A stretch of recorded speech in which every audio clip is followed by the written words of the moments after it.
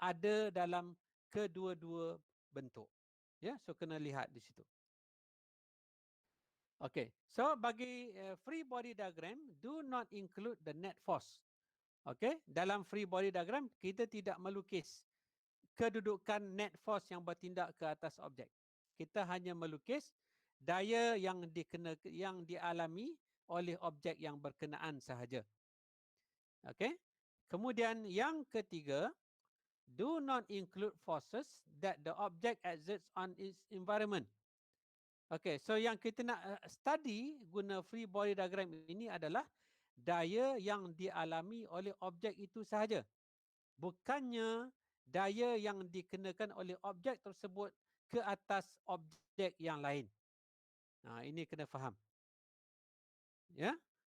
Sebab contohnya kalau kamu ingat balik dalam example yang kedua dalam tutorial yang kita bincang, di mana slate diikat pada sebatang pokok dan dia berada di atas suatu bukit yang condong terhadap paksi X, ya.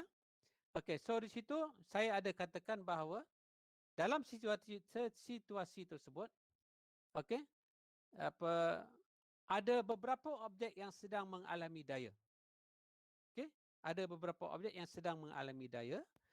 Kita cuma nak zero in kepada objek yang dikehendaki oleh soalan sahaja.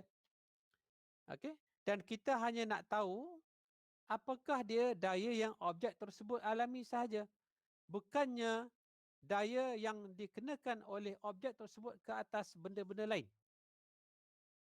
Okey, so itu adalah maksud pernyataan yang ketiga ini.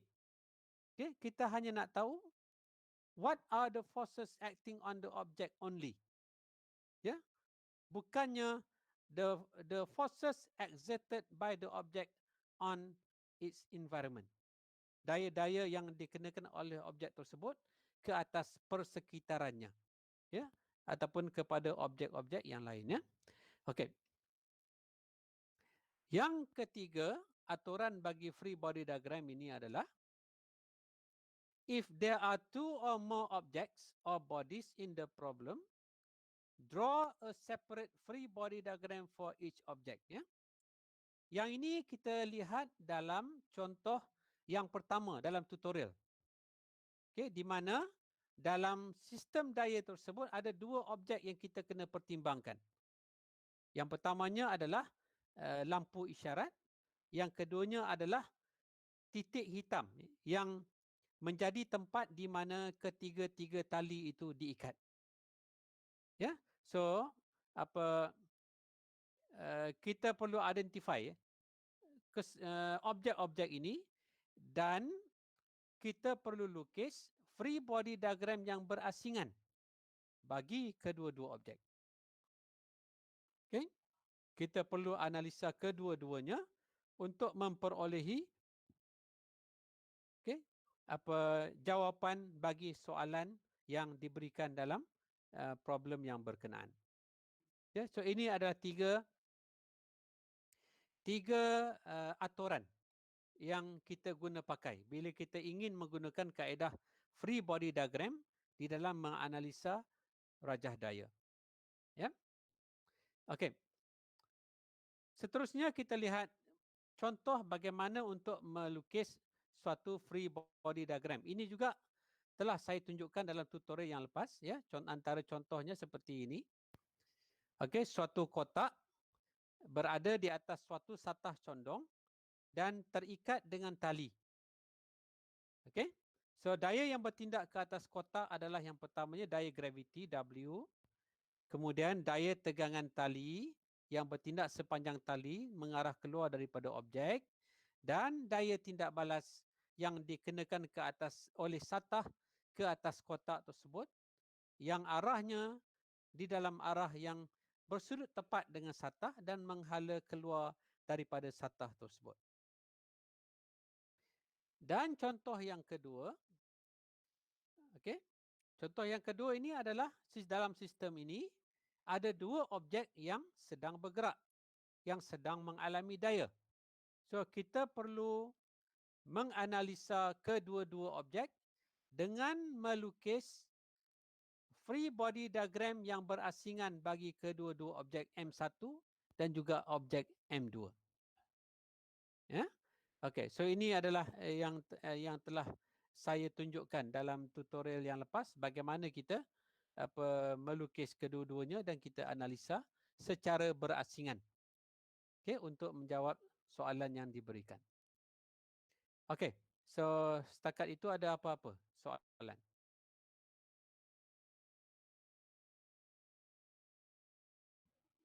Tak ada dah. Alright. Okey, tak ada. Tapi macam biasa kalau ada apa-apa tiba-tiba ada persoalan yang ingin kamu tanya, ya, just interrupt saya dan tanya, ya, tanya saja. Okey. Sekarang kita lihat beberapa contoh pengiraan, ya. So contoh pengiraan yang ditunjukkan di sini hampir sama seperti mana contoh yang kita ambil dalam tutorial pada minggu lepas, pada minggu ini, ya. Di mana di situ suatu objek 15 kg diikat oleh 3 tali, tali A, tali B dan juga tali C. Okey. Okey, so step yang pertama adalah kita mengenal pasti dahulu objek yang mengalami daya. So di situ ada dua, iaitu yang pertamanya kotak 15 kg dan juga knot, iaitu titik di mana ketiga-tiga tali itu diikat. Ya. So kita lukis free body diagram yang berasingan kepada kedua-dua objek. Ya. So di situ untuk daya untuk kotak, daya yang bertindak adalah daya berat, daya graviti W dan juga tegangan dalam tali C. Manakala bagi knot, daya yang bertindak adalah daya TA, TB dan juga TC. Kemudian kita analisa kedua-dua rajah ini. Okey. So di situ kita dapati bahawa keseluruhan sistem is at rest, tidak bergerak. Bermakna untuk situasi ini kita gunakan hukum Newton yang pertama, di mana hasil tambah daya dalam arah X bersamaan dengan sifar, begitu juga hasil tambah daya dalam arah Y juga bersamaan dengan sifar. Okey, so bagi blok, summation of Fx equal to 0. So dalam rajah yang pertama ini kita lihat tidak ada daya dalam arah mendatar. Yang ada cuma dalam arah menegak sahaja, iaitu TC dan juga MG. So di situ TC menghala ke atas, positif. Manakala MG menghala ke bawah, so kita letak tanda negatif pada daya MG. So kita perolehi nilai TC sama dengan M darab G. M adalah 15 kg. G di situ adalah 9.81. So kita dapat di situ TC-nya adalah 147 Newton. Kemudian begitu juga the knot is at rest, juga di situ kita gunakan hukum Newton yang pertama, di mana summation of force, the net force, iaitu TA plus TB plus TC must equal 0. So daripada rajah free body diagram yang kita lukiskan tadi, kita leraikan kepada komponen summation of Fx dan juga summation of Fy. Dan kita lihat di sini, kedua-duanya bersamaan dengan sifar. Okay, kerana objek tersebut berada dalam keadaan diam. So dalam arah X kita ada TA cos 152 tambah TB cos 47. Pada arah Y kita ada TA sin 152, TB sin 47 dan juga kita ada negatif TC. Okay, so kita gantikan TC ke dalam persamaan 2. TC ini adalah nilai yang kita kira pada awal tadi, iaitu 147. Dan daripada persamaan 2, dan daripada persamaan 1, kita dapat TB sama dengan 1.29 TA. TB sama dengan 1.29 TA. Kemudian kita gantikan persamaan 3 ke dalam persamaan 1. Okey, so kita akan perolehi TA-nya adalah 104 Newton dan kita gantikan TA dalam persamaan 3, kita perolehi nilai TB-nya adalah 134. Ya. So ini adalah contoh bagaimana kita apply Newton first law kepada suatu objek dalam keadaan statik, tidak bergerak ke mana-mana, ya, at rest. Okey, ada soalan untuk contoh yang pertama? Ada, sir. Alright, ya. So saya harap selepas tutorial pada minggu ini, pada hari Isnin, pada hari Selasa lepas semalam, ya, kamu telah go through contoh yang ada dalam buku, dalam e-book yang saya sebutkan. Okey, dan kamu dah boleh melihat bagaimana rajah itu digunakan untuk penyelesaian, ya. Okey, sekarang kita lihat pada contoh yang kedua. Okay, the figure shown shows a block of mass 15 kg held by a cord on a frictionless plane inclined at 27 degrees. Compute the tension in the cord and the force the plane exert on the block. Kirakan daya tegangan dalam tali dan daya yang dikenakan oleh satah condong ke atas blok tersebut. Okey, so di bawah ini adalah rajah bebas jasad untuk blok yang telah kita bina, ya. So di situ ada 3 daya yang sedang bertindak kepada blok, iaitu yang pertamanya daya berat oleh blok W yang sentiasa tegak ke bawah.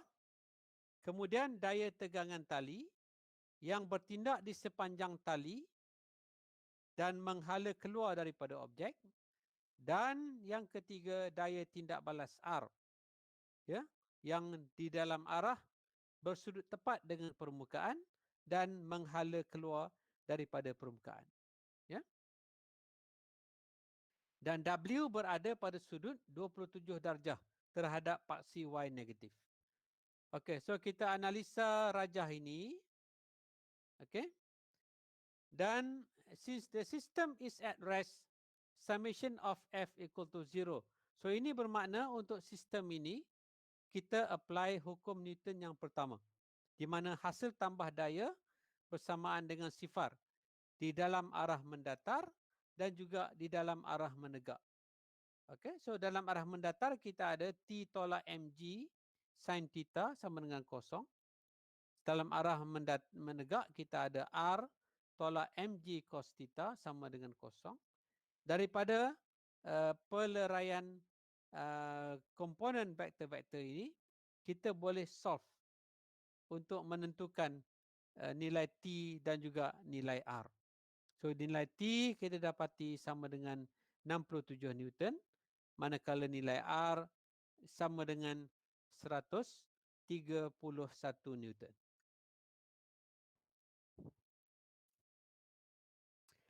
Okey. Ada apa-apa soalan tak di situ? Alright, kalau tak ada kita continue. Sekarang kita lihat pula contoh bagi hukum Newton yang kedua. Okay. A force of 15 Newton is applied at an angle of 30 degrees to the horizontal on a 1 kg block at rest on a frictionless surface. Okay. Suatu daya 15 Newton dikenakan kepada pada sudut 30 darjah terhadap garis mendatar ke atas suatu blok berjisim 1 kilogram yang berada dalam keadaan rehat di atas suatu permukaan yang tiada geseran. Ya, soalannya, compute the magnitude of the acceleration. Magnitude pecutan bagi objek.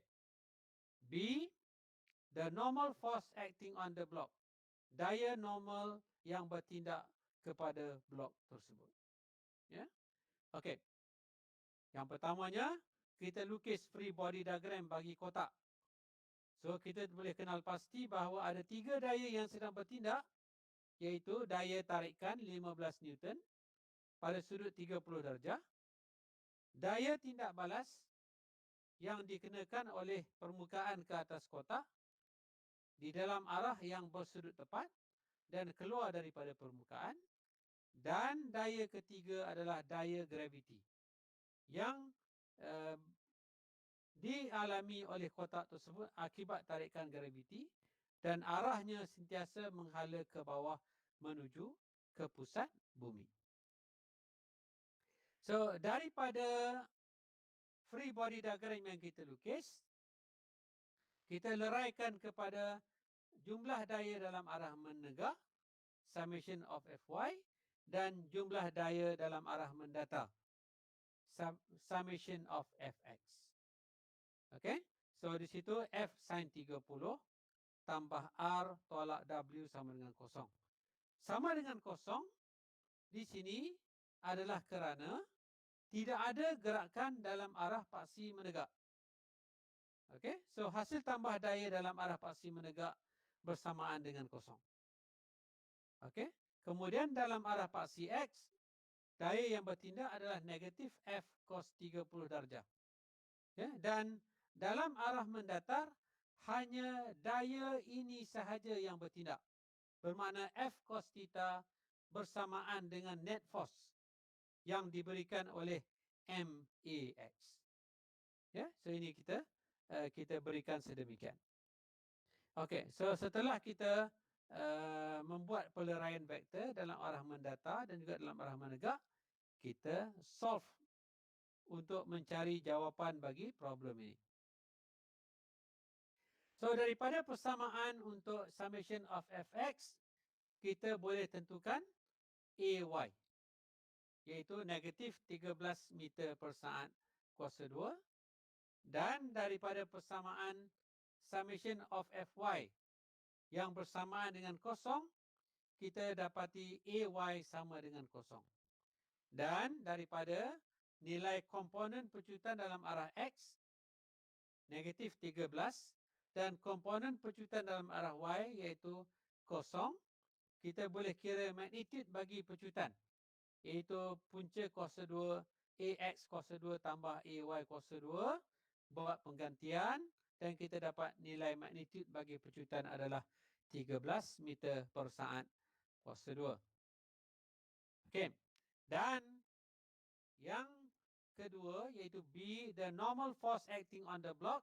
So, kita ambil persamaan bagi summation of Fy bersamaan dengan kosong. Kita dapati bahawa kita boleh susun semula R menjadi mg tolak F sin 30 darjah. Dan bila kita membuat penggantian ke dalam persamaan ini, kita perolehi nilai R-nya sebagai 2.3 meter. Okey.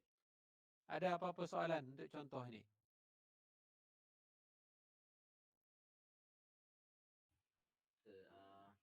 Ya. Maksudnya ini dia tak bergerak kan? Dia bergerak. Dia asalnya tidak bergerak. Oh, daripada asal tidak bergerak, so the apply force tu dia ni lah. Dia akan mempunyai pecutan. Yes.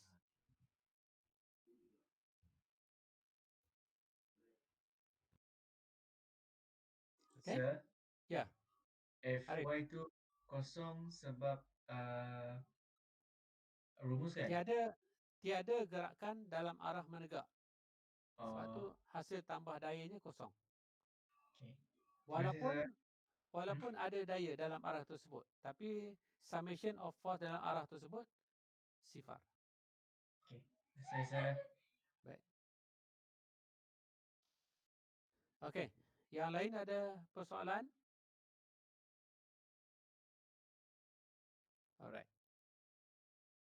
saya teruskan. Kita lihat contoh yang kedua. Two masses M1 2.5 kg and M2 3.5 kg rest on a frictionless surface and are connected by a light string. The horizontal force F1 equal to 12 Newton is applied to M1 as shown in the figure.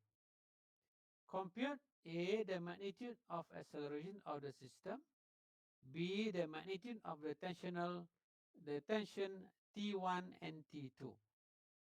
Okay, ya. Yeah? So kita lihat di situ, kita diberikan suatu keadaan di mana dua jasad M1 dan juga M2 disambung dengan seutas tali dan M1 dikenakan suatu daya tarikan. Ya, yeah? Okay.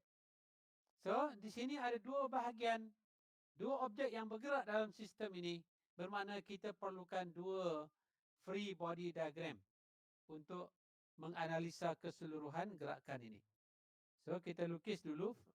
Okey, dekat sini saya tak lukiskan free body diagram. Saya terus kepada persamaan.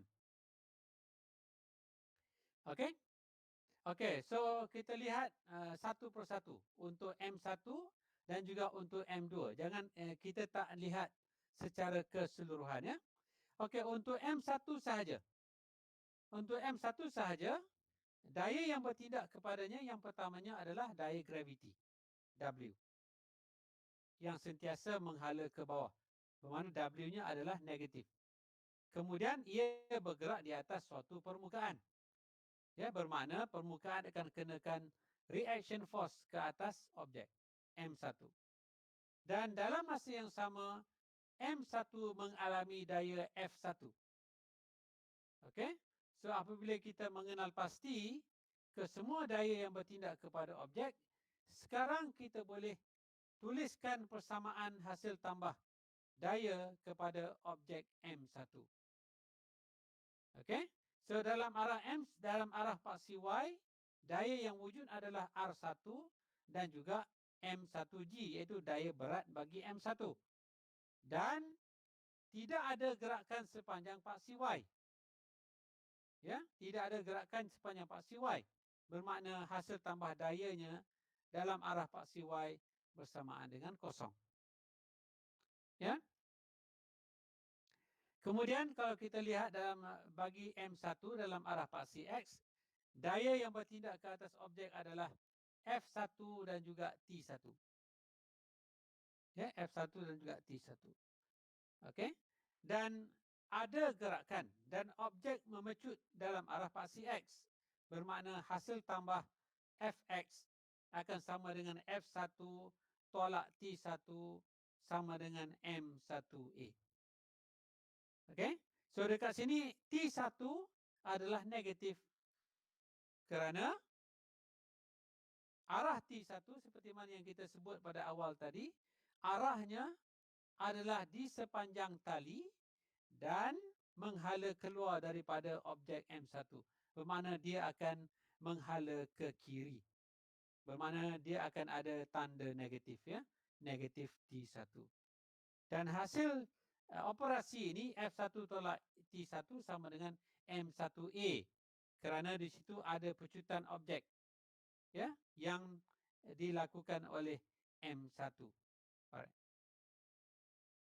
Bagi M2, daya yang bertindak kepada M2 dalam arah paksi Y akan ada R2, daya tindak balas oleh lantai ke atas M2, dan juga daya berat M2 iaitu M2G bersamaan dengan sifar. Manakala bagi arah paksi X, daya yang wujud dalam arah paksi X hanyalah T2 sahaja. Ya, kalau kita lihat daripada rajah, tidak ada daya lain secara mendatanya bertindak kepada objek ini.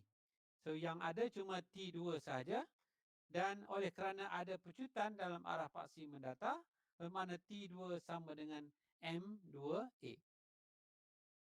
Ya? Okey. Okey, dan kalau kita lihat kepada rajah tersebut, T1 dan T2 berada di atas seutas tali yang sama. Okey?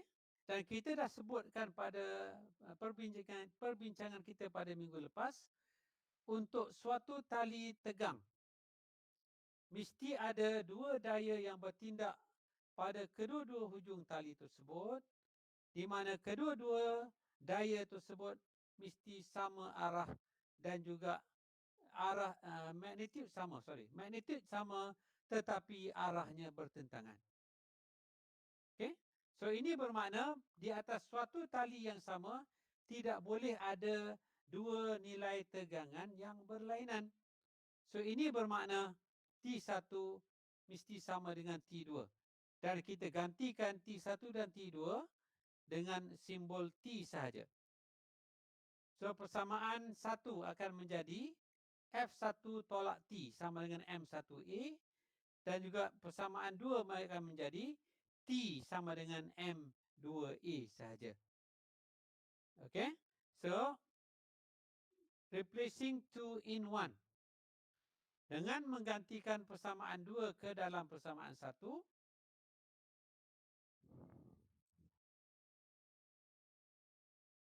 kita dapat hubungan F1 tolak M2A sama dengan M1A. Okey.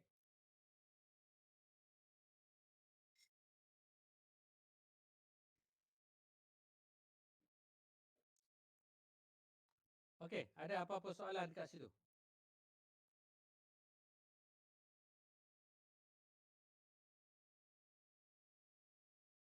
Ada sir. Okey. Okey. Anis Khalida, ada soalan? Rasa saya blur. Blur kat mana Anis? Yang tu yang FX sama dengan T2 tu.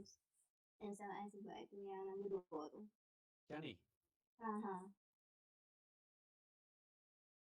T2 sama dengan M2A.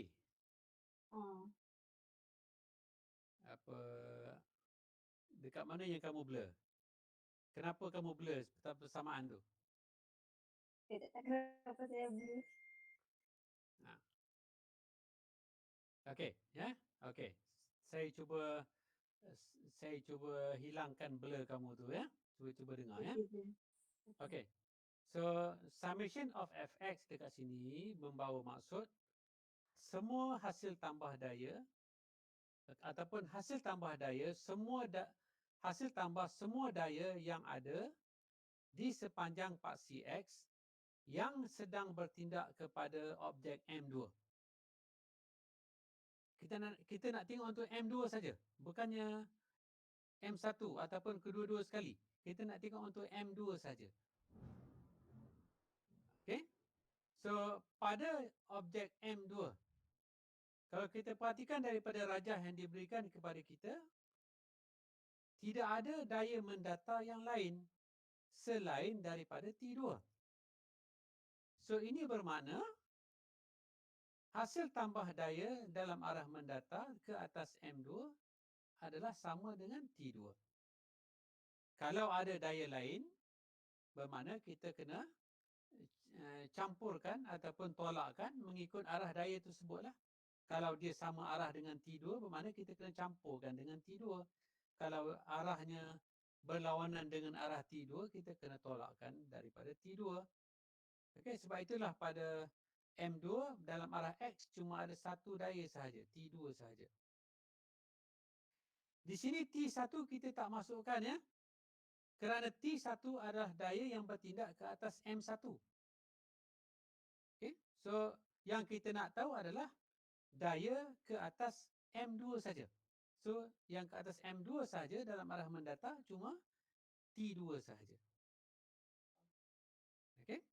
Dan oleh kerana dalam arah mendatar ada pecutan, bermakna T2 akan sama dengan M2A. Begitu juga untuk objek M1 tadi, oleh kerana dalam arah mendatar ada pecutan, bermakna summation of fx bagi M1 akan sama dengan M1A. Okey, cuba kamu lihat di sini ya, kita tidak meletakkan apa M1 tambah M2 bagi persamaan 1 dan juga persamaan 2. Kerana ini adalah net force ke atas M1 sahaja, M1A. Manakala untuk M2A, ia adalah net force ke atas M2 sahaja. Kita tak campurkan. Ya, kita tak campurkan. M1 asing, M2 adalah asing. Ya. Okey. So setelah kita berjaya meleraikan semua daya yang bertindak kepada M1 dan M2 kepada komponen masing-masing, kita lakukan step matematik yang ditunjukkan di sini. Gantikan persamaan 2 ke dalam persamaan 1. Okey, so kita akan dapat F1 tolak M2A sama dengan M1A. Ya. So kita olah semula persamaan yang kita perolehi untuk A sebagai tajuk persamaan. So kita perolehi nilai A-nya adalah 2 meter per saat. Ya, bagi kedua-dua M1 dan juga M2. Okey. Kemudian untuk soalan bahagian B. The tensional forces T1 and T1 and T2 in the connecting string are equal in magnitude but acts in the opposite direction. This will result in the string pull out. Ini adalah penjelasan sahaja di mana kita telah mengetahui bahawa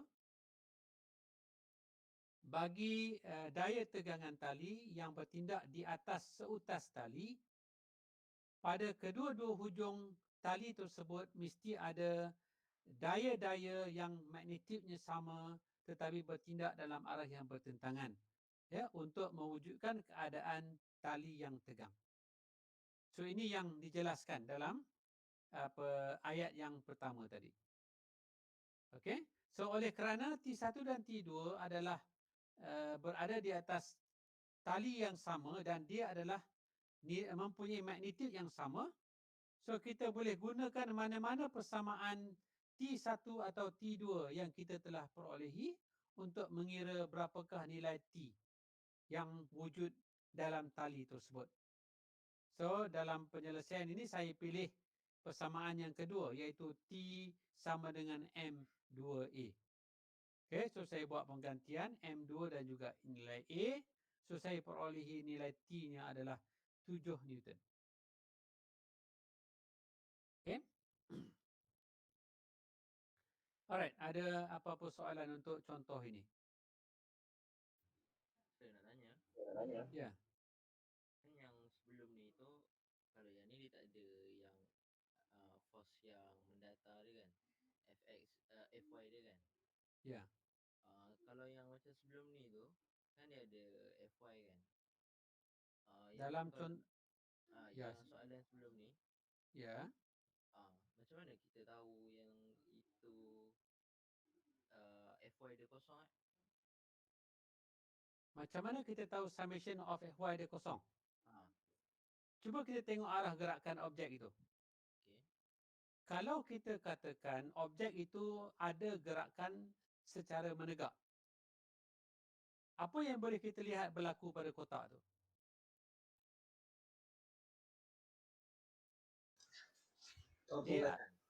Dia akan terangkat daripada permukaan.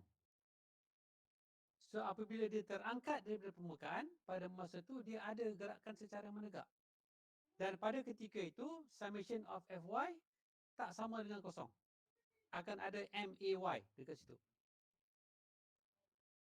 Ya? Tetapi sekarang, kotak ini, walaupun dia ditarik oleh daya 15 Newton pada sudut 30 darjah, ia tidak terangkat daripada permukaan dan dia hanya bergerak sepanjang satah mendata sahaja. So oleh kerana berlaku sedemikian, so kita katakan bahawa pecutan dalam arah menegak sifar ataupun net force yang bertindak kepadanya sifar. Apa maksud net force ya? Apa maksud Apa fungsi net force dalam pengiraan yang kita buat ini? Jika net force ada nilai dalam arah Y, bermakna ada gerakan dalam arah paksi sepanjang paksi Y.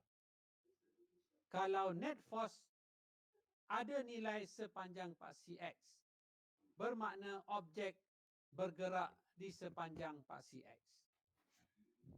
Ya? Dan kita kena ingat kita punya skop kita adalah gerakan yang kita pertimbang hanyalah gerakan linear sahaja. Ya? Bermakna gerakan tu hanya boleh berlaku sama ada arah mendatar sahaja ataupun arah menegak sahaja. Kita tidak pertimbangkan gerakan seperti mana gerakan projektil, di mana ada dua-dua arah gerakan. Gerakan menegak pun ada, gerakan mendatar pun ada. Yang itu kita tak pertimbangkan dalam perbincangan kita. Kita hanya mempertimbangkan gerakan yang berlaku dalam satu arah sahaja.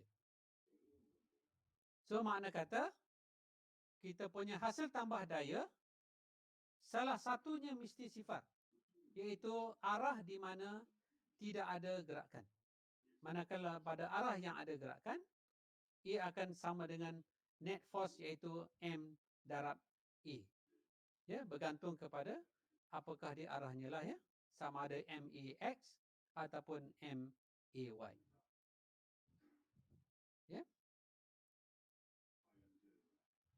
So yang daya force yang ke atas tu daripada ditarik tali tu, so Ya. dia hanya kurangkan normal force dia je lah kan. Sebab dia punya weight dia tak akan berubah kan. Weight dia tak akan berubah, ya, betul. So jadi daripada force dia tarik tu, so dia akan ni lah kan, dia akan mengurangkan normal force dia lah kan. Ya. Apa kesan bila dia mengurangkan normal force?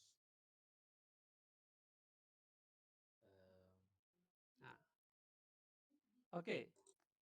Cuba fikirkan, bila kita sendiri menarik kotak di atas suatu permukaan dengan cara ini. Apa beza bila kita tarik tali itu secara dia tidak bersudut dengan kita tarik tali dalam keadaan bersudut seperti dalam gambar tu? Lagi mudah nak tarik. Ya. Ya. Dia lagi. Kalau misalnya tali daya 15 Newton ini kita kenakan tiada sudut, maknanya theta sama dengan 0 darjah. So persamaan summation of Fy yang tinggal adalah R tolak W saja. Bermakna R-nya adalah besar. Bila R-nya adalah besar, bermakna objek lebih susah untuk bergerak. Objek lebih senang. Sebab daya tolakan ke atas tu tinggi. Tetapi kalau kita kenakan daya 15 Newton pada sudut 30 darjah, R-nya akan jadi semakin kecil. Okey, menyebabkan gerakan objek itu lebih sukar. Okey, lebih sukar. Lebih sukar. Ya, akan jadi lebih sukar. So kalau bersudut lagi mudah ke lagi susah? Lagi susah untuk bergerak. Lagi susah. Okey.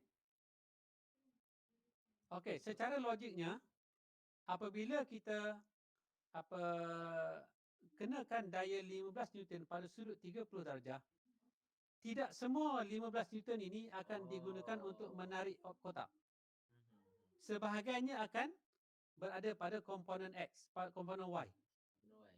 Kalau dia objek ini ditarik dengan daya 15 Newton pada sudut 0 darjah, bermakna sepenuhnya 15 Newton ini diguna untuk menarik kotak. So kotak itu akan mengalami daya tarikan yang lebih besar. So kalau dia 0 darjah, lagi inilah, lagi mudah lah kan. Lagi mudah gerakan itu boleh berlaku. Sebab daya dia lagi banyak. Ya, betul. Faham. Ya. So yang normal force tu kan. Ya. Yang kan yang bahagian R bersama dengan mg tolak FC30 tu. Ya. Kenapa yang kita G tu kita guna sebagai 9.81 tapi bukan negatif 9.81? Sebab dia kat Okey. atas ke Zat?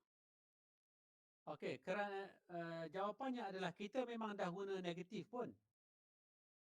Ni, dekat persamaan dia, kita dah letak negatif kat situ. So, negatif ini adalah kerana tanda pada pecutan graviti yang negatif. Ya? So, kita guna negatif tu sekali saja pada tanda bagi arah vektor tu saja. Bila kita nak mengira M darab G, sudah tak perlulah sebab dah guna dah tanda negatif itu dalam persamaan yang dalam baris yang pertama itu. Ya? Okey, sir. Faham, sir. Okey. Ada soalan lain? Alright. Okey. So kalau nanti tiba-tiba terfikir, ya, ada timbul persoalan, boleh tanya semula, ya. Alright. Kita teruskan. Sekejap, sir. Yang ni, pasal yang ni. Yang satu lagi, yang tadi kotak tadi, sir. Ha. Yang dua kotak tu. Yang Ya. bahagian B, terminal force T1 and T2 tu. Kalau kita ambil yang M1 boleh tak, sir? M1A. Boleh. Tak ada masalah. Memang boleh. Sebab sekarang T1 is equal to T2. Sama. Kalau kita guna persamaan 1 ataupun kita guna persamaan 2, kita akan dapat nilai T yang sama.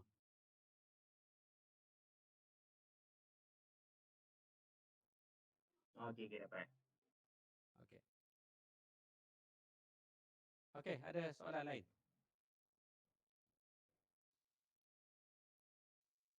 Ya, Adam.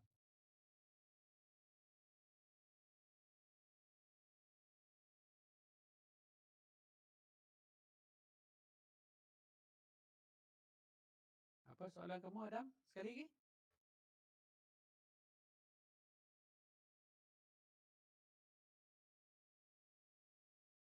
Okey.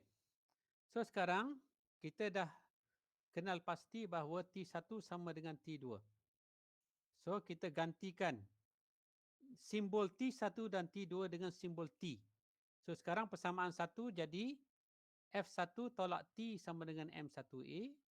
Untuk persamaan 2, persamaannya menjadi T sama dengan M2A. Okey? So sekarang apa kita buat adalah persamaan T dalam persamaan yang kedua, kita gantikan masuk dalam persamaan yang pertama.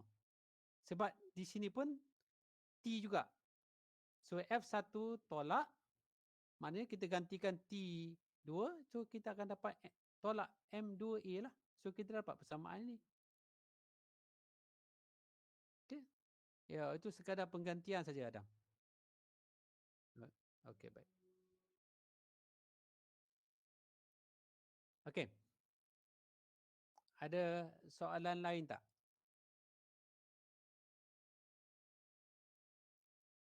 Alright, kita teruskan. Contoh yang ketiga, ya. The Edward machine consists of two masses, M1 0.55 kilograms and M2 0.80 kilograms. Both masses are suspended from a fixed frictionless pulley as shown in figure. A, what is the acceleration of the system? B, what is the tension T in the string? Okey, kita diberi satu rajah di mana ini adalah suatu sistem takal, di mana takal ini diberitahu dia adalah takal yang licin, frictionless. Ya. Okey, dan di situ ada dua pemberat, M1 dan juga M2 yang digantung pada hujung seutas tali. Ya, yang mana kedua-duanya digerakkan mengikut arah yang ditunjukkan oleh anak panah V ini. Ya, anak panah V ini adalah arah gerakan bagi M1 dan juga M2, di mana M1 akan bergerak naik ke atas, M2 akan turun ke bawah. Ya. Soalan yang pertama, what is the acceleration of the system? Okey. Sebelum kita menjawab soalan tersebut, kita lukis dahulu free body diagram bagi M1 dan juga M2. So pada M1 yang bertindak adalah T1 tolak W1. Okay, W1 adalah berat M1, T1 adalah tali yang mengikat M1.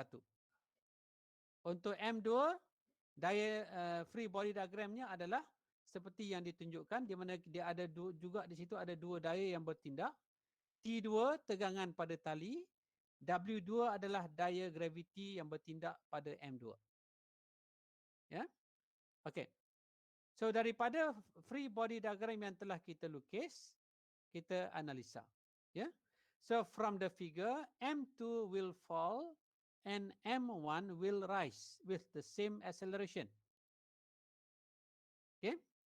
Daripada rajah, M2 akan jatuh, maknanya bergerak ke bawah, dan M2 will rise, iaitu M1 akan bergerak ke atas dengan pecutan yang sama. Ya, sebab dia bergerak bersama-sama. Bermakna dia akan bergerak dengan pecutan yang sama. Okay. So applying Newton's second law. Okay. So kita apply Newton's second law kerana objek ini bergerak dengan pecutan. Okay. So daripada hukum Newton yang kedua, kamu lihat di situ hanya ada daya dalam arah menegak sahaja. Manakala dalam arah mendatar, dalam arah fx, jumlahnya kosong. Ya, tidak ada daya dalam arah mendatar yang bertindak pada M1 dan juga pada M2. So bagi M1, daya yang bertindak adalah T tolak M1G sama dengan M1A. So sekarang kamu lihat kita menggunakan simbol T sahaja kerana seperti mana contoh yang sebelum ini, pada suatu tali yang sama akan ada cuma satu nilai tegangan sahaja. So kita guna simbol T sahaja. Ya, T tolak M1G, M1G adalah berat M1 sama dengan M1A. Dan M1A kamu lihat di sini positif. Kerana M1 bergerak ke atas. Ya. Bagi for M2, summation of Fy is T minus M2G. Sama juga ya. T menghala ke atas, M2G menghala ke bawah. Dan net force dalam arah paksi Y bagi M2 adalah negatif, M2A. Negatif di sini adalah kerana objek M2 bergerak menurun ke bawah. Bermakna dia bergerak dalam arah negatif. Bermakna daya net force akan bertindak juga di dalam arah yang negatif. Ya? Okey. Ada soalan tak di situ? Untuk persamaan 1 dan juga persamaan 2.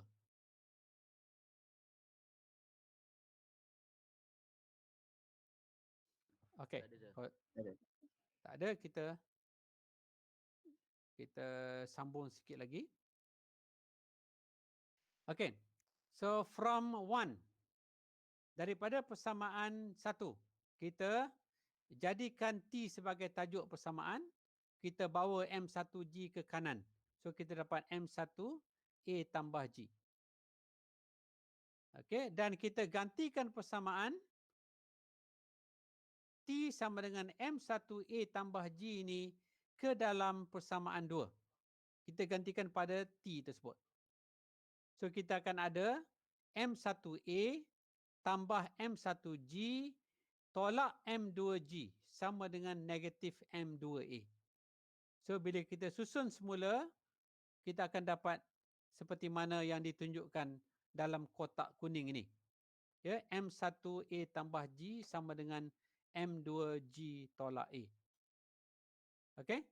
So nanti bila kamu membuat ulang kaji, nanti cuba terbitkan untuk memperolehi persamaan ini.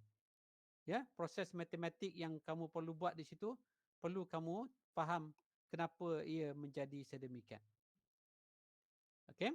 So kita susun semula dengan meletakkan A, sebutan A di sebelah kiri dan sebutan G di sebelah kanan. So kita perolehi persamaan seperti yang ditunjukkan dan kita boleh kira berapakah dia pecutan bagi kedua-dua M1 dan juga M2. Ya, di mana ia kita perolehi sama dengan 1.8 meter per saat kuasa 2. Okey. Ada apa-apa soalan tak?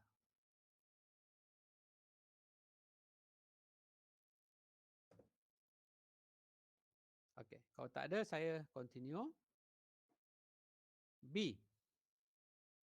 Since the pulley is frictionless, the tension T of the string on both side of the pulley is the same. Okay, so ini dah kita bincangkan dalam kuliah kita pada minggu lepas, di mana di kedua-dua belah kiri dan kanan suatu takal yang tiada geseran, daya tegangan pada tali adalah sama. Ya. Iaitu pada tali yang mengikat M1 dan juga tali yang mengikat M2. Ya, so tensional force-nya adalah sama. Okay.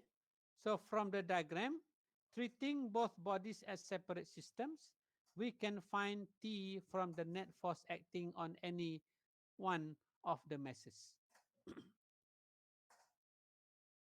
So on M1, okay, so kita boleh ambil ya. So daripada penerangan ini maksudnya adalah kita boleh ambil mana-mana persamaan sama ada untuk M1 ataupun M2 untuk mengira nilai T. Ya, so kita dapati untuk M1 T sama dengan 6.4 Newton. Okay. Okey, ada soalan tak di situ?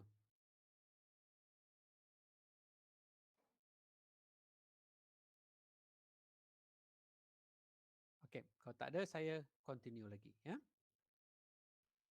Alright. So kita telah selesai membincangkan mengenai contoh-contoh bagi hukum Newton yang pertama dan juga hukum Newton yang kedua. Okay, so sekarang kita sampai kepada penggunaan bagi hukum Newton dalam situasi yang kita panggil sebagai static equilibrium.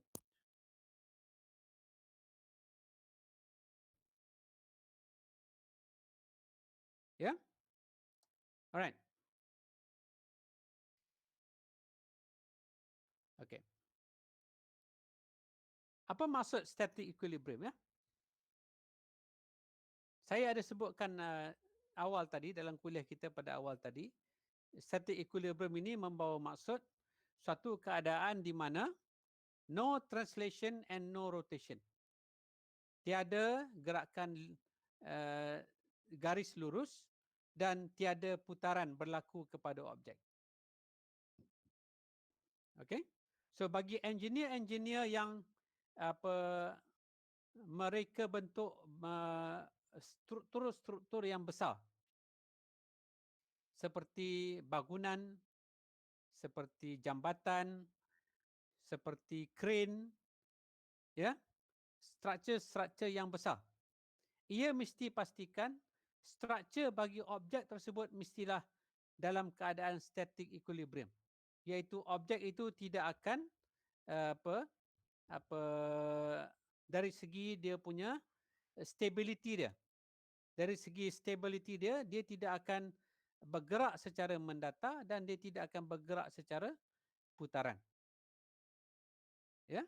Okey, ini especially penting bagi kawasan-kawasan di mana kerap berlaku gempa bumi. Ya, kerap berlaku gempa bumi misalnya. Static equilibrium adalah sangat penting untuk nak pastikan bahawa bangunan itu mampu untuk menghadapi gegaran apabila berlaku gempa bumi. Okey? di tempat-tempat yang tidak ada kejadian gempa bumi seperti di Malaysia, ia juga perlu dikenal pasti dan perlu dipastikan bahawa struktur tersebut berada dalam keadaan yang kita panggil sebagai static equilibrium ini. Ya, okey. So, suatu objek yang berada dalam keadaan static equilibrium perlu memenuhi dua condition, dua syarat. Yang pertamanya, untuk nak pastikan ia tidak melakukan gerakan dalam arah garis lurus. Bermakna net force yang bertindak kepada objek mesti kosong. Dan syarat kedua, untuk nak pastikan objek tersebut tidak melakukan gerakan putaran. Kuantiti torque jumlah yang bertindak kepada objek perlu juga sama dengan kosong. Ya. So dekat sini kita tengok perkataan translational equilibrium, bermakna objek dalam arah mendata atau dalam arah menegak, net force-nya bersamaan dengan sifar. Dan bagi syarat yang kedua, kita lihat perkataan rotational equilibrium, iaitu objek tidak melakukan gerakan putaran sama ada dalam arah lawan jam atau itu counterclockwise ataupun dalam arah ikut jam, iaitu clockwise. Okey. So untuk net force kita dah bincang dengan panjang lebar pada awal kuliah tadi. So sekarang seterusnya saya ingin nak jelaskan apakah dia yang dikatakan sebagai quantity torque. Ya. So kita pergi kepada slide yang berikutnya.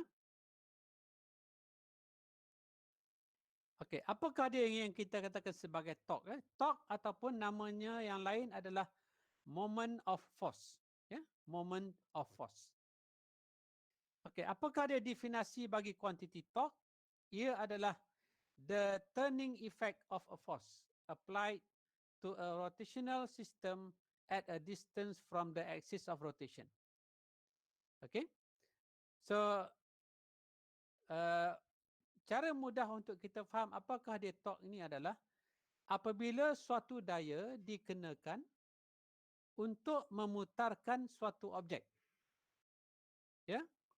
Apabila suatu daya dikenakan untuk memutarkan suatu objek, kita katakan daya tersebut telah menghasilkan torque. Ya. Okey.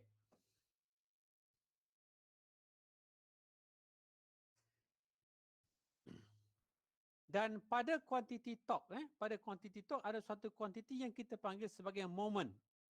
Ya. Ada suatu kuantiti yang kita panggil moment yang kita definisikan sebagai the magnitude of force multiplied by the perpendicular distance from its line of force and the axis of rotation. Okay. So line of force ini adalah anak panah bagi daya yang bertindak. Dan axis of rotation itu adalah paksi titik pusat bagi putaran objek yang berputar akibat daripada tindakan daya yang berkenaan. Okay. So quantity torque rumusnya diberikan sebagai torque equal to Fr sin theta.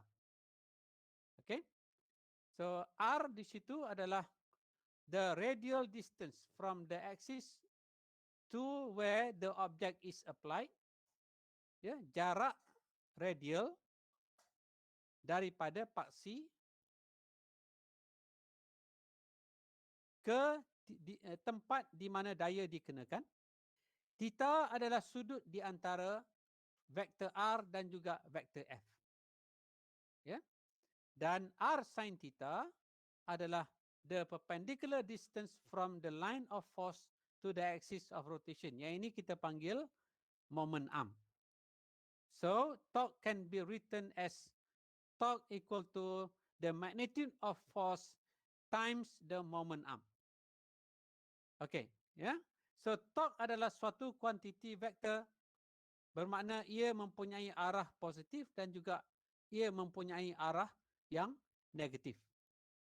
Okey, arah yang positif adalah apabila putaran yang berlaku itu adalah putaran dalam arah counterclockwise, arah lawan jam. Manakala arah torque yang negatif itu adalah apabila putaran yang terhasil berlaku dalam arah clockwise direction, iaitu arah ikut jam.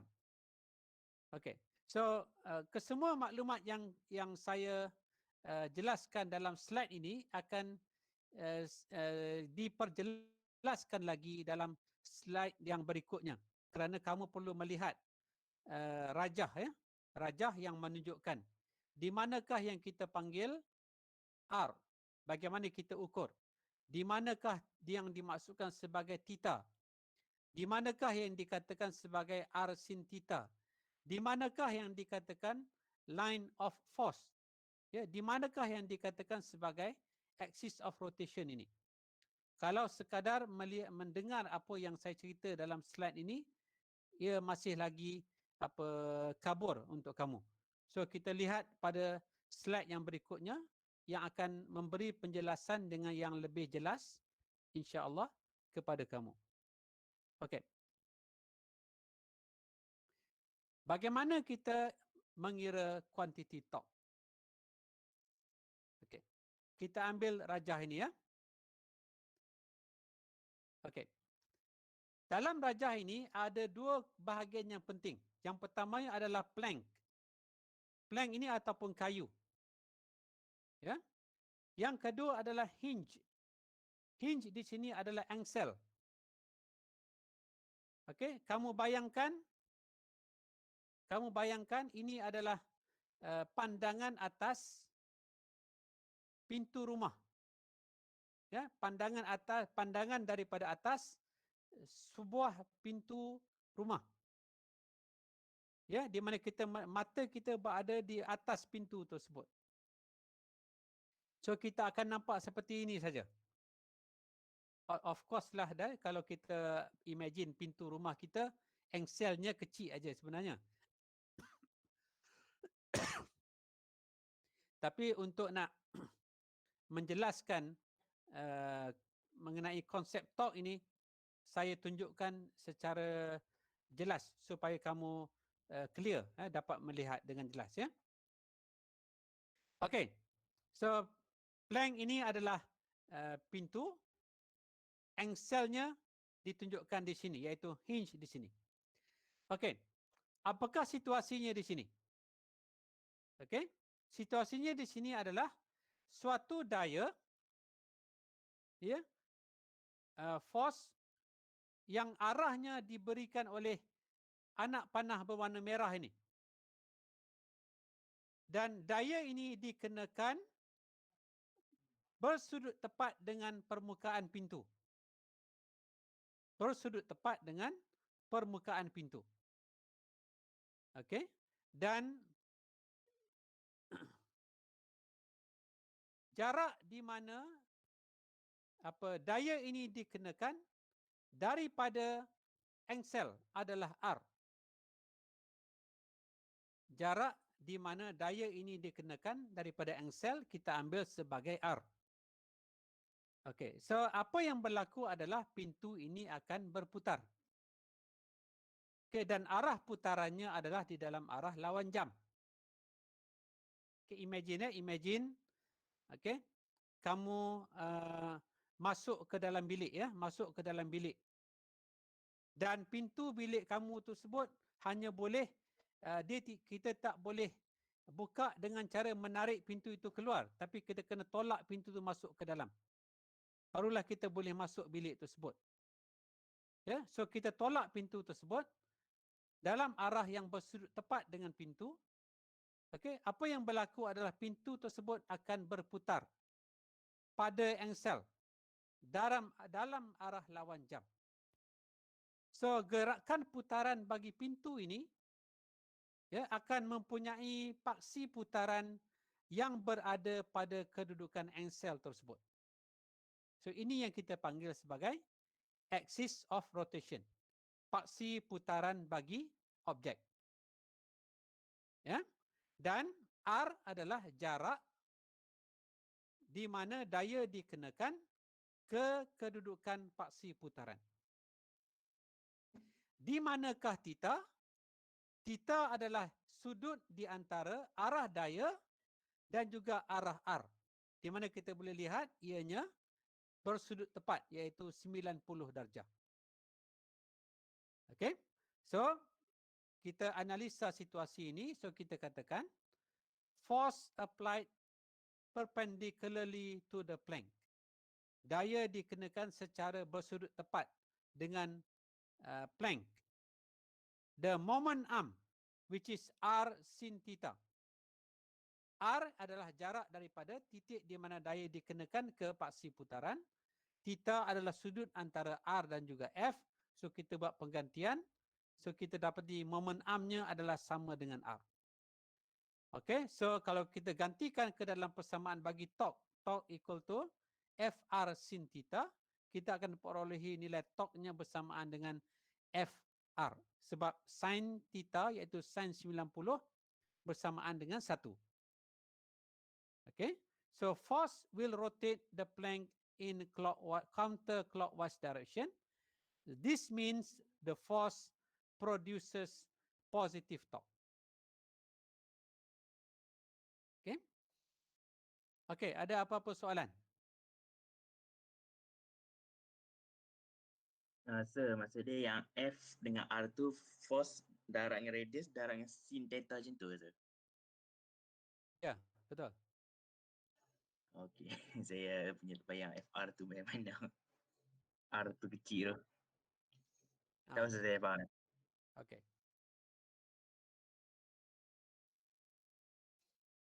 Okay ya. So yang saya utamakan sekarang adalah kamu faham apakah dia yang dimaksudkan dengan F dan juga R dan juga theta dalam persamaan torque itu. Ya. Dan bagaimana yang kita katakan torque yang positif? Apakah yang dimaksudkan dengan arah counterclockwise? Ini yang contoh yang saya ingin tunjukkan pada kamu. Sebab tu saya ambil analogi bila kamu membuka pintu dengan menolak pintu tu ke dalam untuk masuk ke dalam bilik. So ini keadaan ini yang akan kita dapat. Ya. Okey. Apa jadi ya? Saya nak tanya kamu. Apa jadi kalau force itu dikenakan dekat dengan angsel?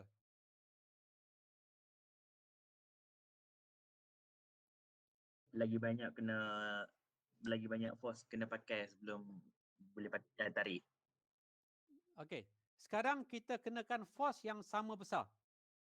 Tetapi pada kedudukan yang dekat dengan angsel. Adakah pintu itu lebih mudah ataupun lebih susah untuk ditolak? Lebih susah. Lebih susah, sir. Lebih susah. Lebih Lebih susah. susah. Ya? So, keadaan lebih susah itu kita katakan bahawa pada kedudukan tersebut force itu menghasilkan torque yang lebih kecil untuk memutarkan pintu yang berkenaan. Ya, kalau kita kenakan daya tersebut pada suatu jarak yang jauh daripada angsel, force tersebut mengenakan torque yang lebih besar ke atas objek yang berkenaan untuk memutarkan objek tersebut. So maknanya macam rakan kamu kata tadi, kalau kita kenakan daya pada kedudukan yang dekat dengan angsel, untuk kita nak bagi pintu tu terbuka, mana kita kena tingkatkan force lah untuk hasilkan torque yang sama untuk memutarkan pintu itu supaya kita boleh masuk ke dalam bilik tersebut. Ya, sini konsep torque ya. Dia menghasilkan force itu dikenakan untuk menghasilkan gerakan putaran bagi suatu objek di sekitar suatu paksi putaran. Okey. So kita lihat keadaan yang kedua. Kedua, sekarang kita sudah ada dalam bilik. Ya.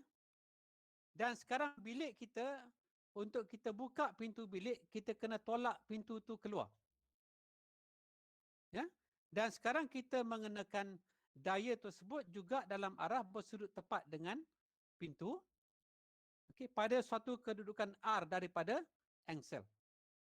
Okey, apa yang kita akan hasilkan adalah juga kuantiti torque tetapi dalam arah yang negatif. Kerana daya yang kita kenakan tersebut menghasilkan putaran dalam arah clockwise direction. Dalam arah ikut jam. Okey, so sepatutnya di sini persamaan torque dalam situasi kedua ni akan ada tanda negatif. Torque equal to negative FR. Okay? Semua di sini oleh kerana saya mempertimbangkan magnitude bagi torque sahaja, so saya tak perlu letakkan tanda negatif dalam persamaan yang saya letakkan di sini. Okay? So perbezaan di antara situasi 1 dan juga situasi 2 adalah arah daya itu dikenakan dalam arah yang bertentangan dan dalam kedua-dua keadaan objek diputarkan dalam arah yang berlawanan. Itu saja. Ya? Okey, kemudian kita lihat pula bagaimana kalau daya itu dikenakan bukan pada sudut 90 darjah terhadap objek. Okey. Let's say keadaan ini. Daya tersebut dikenakan pada sudut theta terhadap objek. Okay, pada sudut theta terhadap objek. Okey, bagaimana pengiraannya kat sini? Okey. So di situ force applied at an angle theta to the plank, the moment arm is still R sin theta. Okey, di manakah R sin theta? Jarak yang ditunjukkan dalam rajah ini, ya, iaitu jarak yang kita ukur daripada angsel, iaitu paksi putaran ke anak panah bagi vektor daya.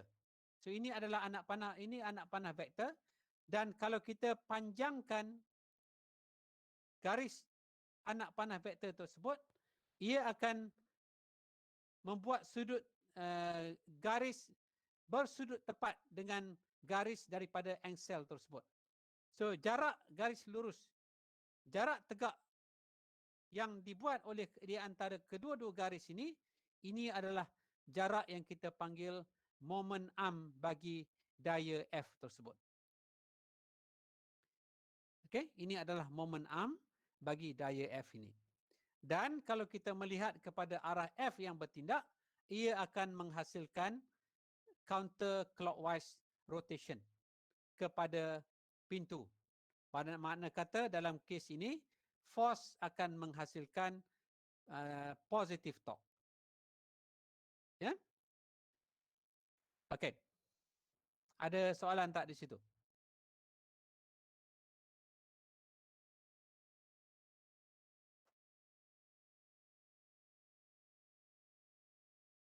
Okey.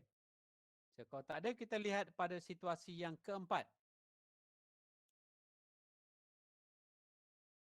Okey. So, pada situasi yang keempat sekarang, force dikenakan selari dengan permukaan pintu. Bermakna theta sama dengan 0 darjah. Okey. So, the moment arm R sin theta, so theta sama dengan 0 darjah, bermakna moment armnya adalah sifar. So, apabila moment armnya adalah sifar, bermakna torque-nya juga adalah sifar. So, di situ dalam keadaan ini, force applied cannot rotate the plank. Daya yang dikenakan tidak boleh memutarkan objek tersebut. Kita katakan force tersebut produces zero torque. So dalam keadaan yang keempat ini, daya yang dikenakan tidak akan memutarkan pintu tersebut.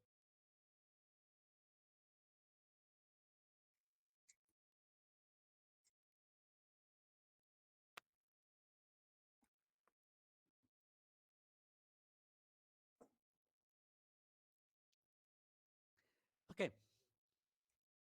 Ada soalan tak untuk situasi 3 dan juga situasi 4? Oh, sir, maksudnya situasi 3 ni beza dia beza antara situasi 1 dengan 2. Yang ni dia macam apa? Bukan straight daripada permukaan pintu lah. Maksudnya dia main daripada tepi sikit daripada pintu lah, sir. Ya, betul. Betul. Oh. Sebab saya tengok balik. Takkan saya macam fikir balik. Kenapa dia macam takkan semua kena buat macam apa yang triangle tu. Lepas tu Ya, ni ya. Hmm. ah, Dan kamu okey. akan berjumpa banyak keadaan seperti situasi 3 ini dalam soalan. So, 1 dengan 2 stay jumpa kat, tapi nombor 3 pun ada kat kan? Sir. Ya, situasi 1, 2 dan 3 akan ada dalam problem yang akan kamu jumpa. Okey, sir. Okey, ada soalan lain?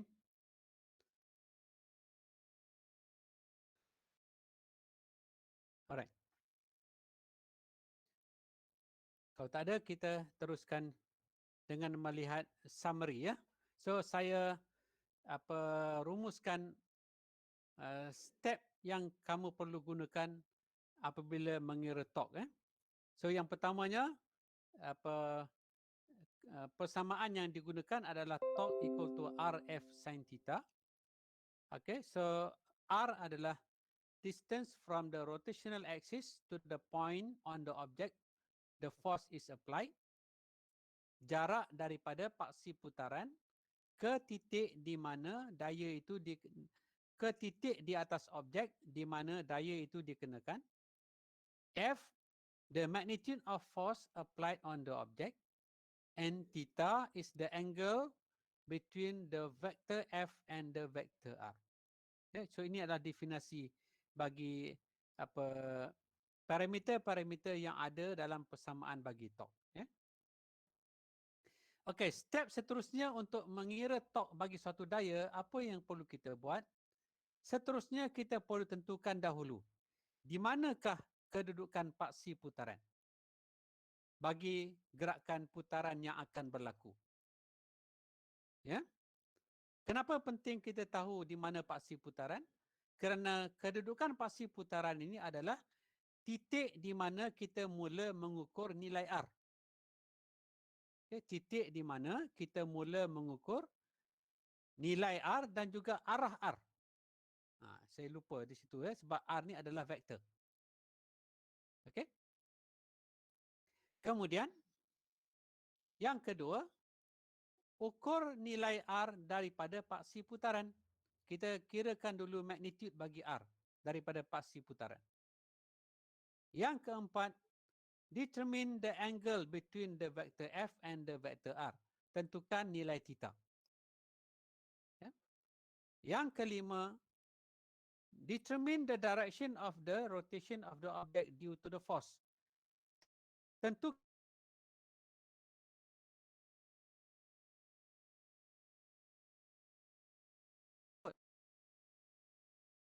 Tentukan apakah dia arah putaran objek yang akan berlaku. Sama ada dia berlaku dalam dalam clockwise direction ataupun dalam counter clockwise direction. So kalau daya tersebut menghasilkan putaran dalam arah clockwise, bermakna torque itu perlu diberi tanda negatif. Ya, nilai torque tersebut perlu diberi tanda negatif. Kalau daya tersebut menghasilkan putaran arah counter clockwise, arah lawan jam, nilai torque tersebut perlu diberi tanda positif. Ya. Nombor 6. If there are more than one force acting on the object, jika ada lebih daripada satu daya bertindak ke atas objek,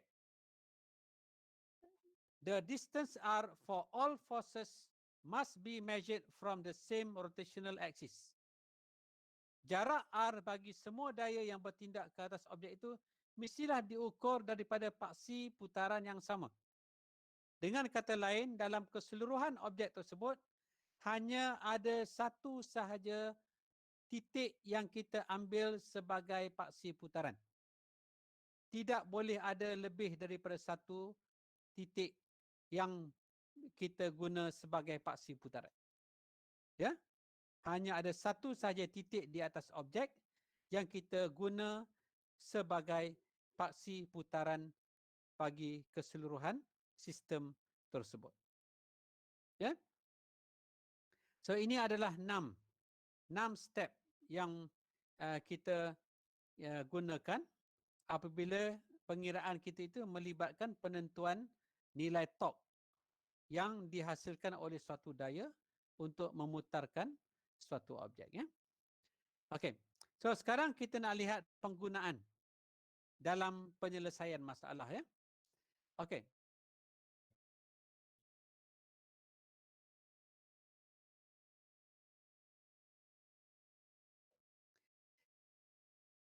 Newton pipe is used as a lever as shown in figure. Okey, dalam rajah ini kotak segi empat tepat ini adalah pipe yang dimaksudkan oleh soalan, ya.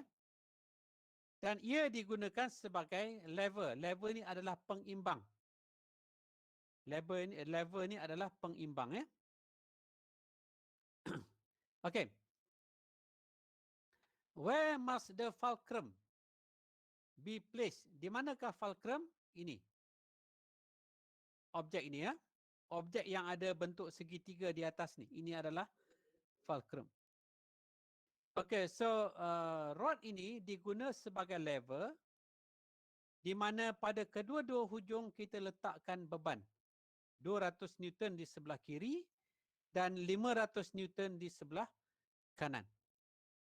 Okey, so soalan minta kita tentukan di manakah kedudukan fulcrum supaya kedua-dua load sebelah kiri dan sebelah kanan berada dalam keadaan seimbang. Seimbang maknanya rod itu berada mendatar. Ia tidak sengit. Kalau dia sengit maknanya dia tidak seimbang. Dia mestilah berada dalam keadaan mendatar seperti di dalam gambar tersebut. Okey, ya. Okey, boleh faham soalan dia?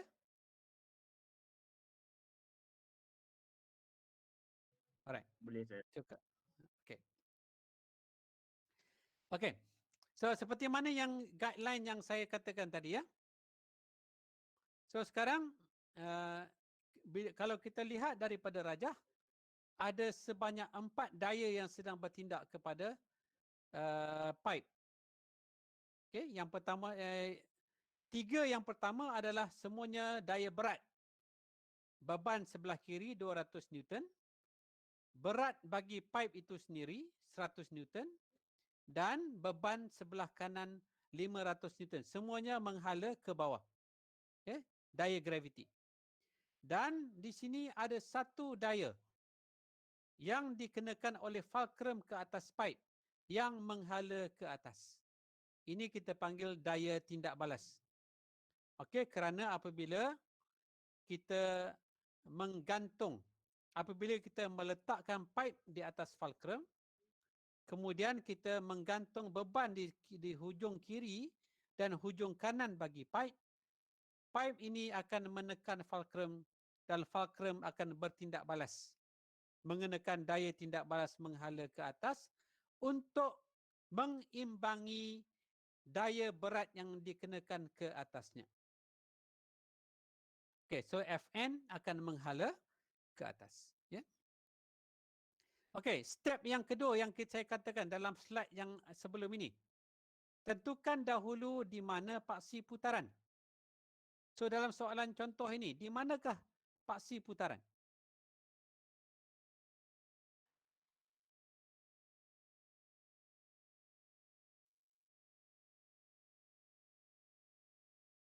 Okey. Apa yang berkemungkinan akan berlaku kalau pipe ini tidak berada dalam keadaan seimbang?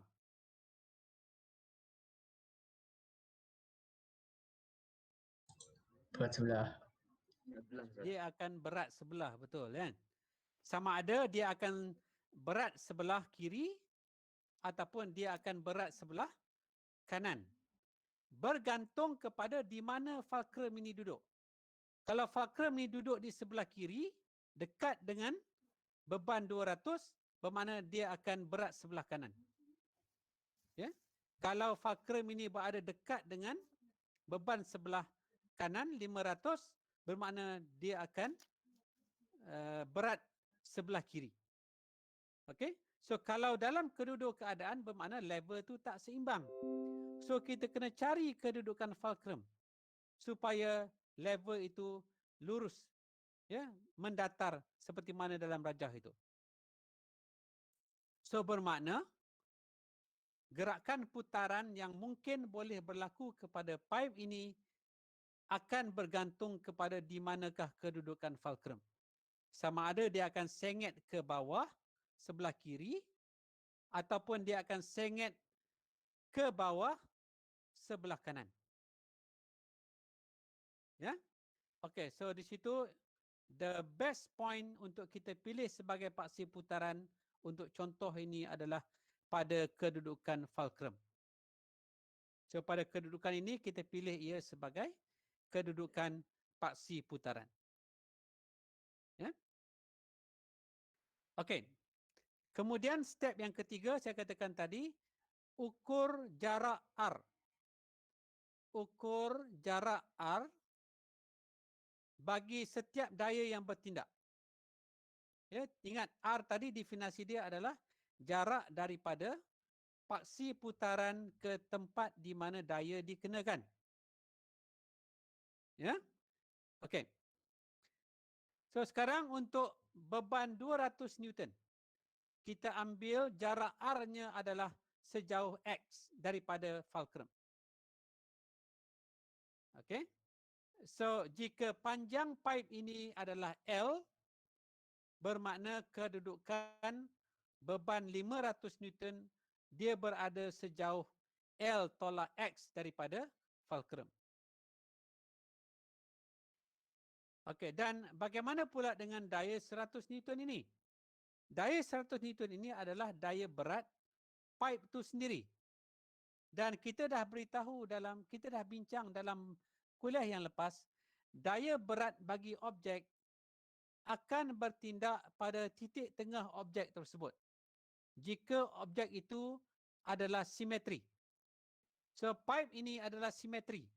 Bermakna daya berat bagi pipe iaitu 100 Newton akan bertindak di titik tengah bagi pipe, iaitu pada kedudukan L/2 daripada mana-mana hujung. Hujung kiri ataupun hujung kanan.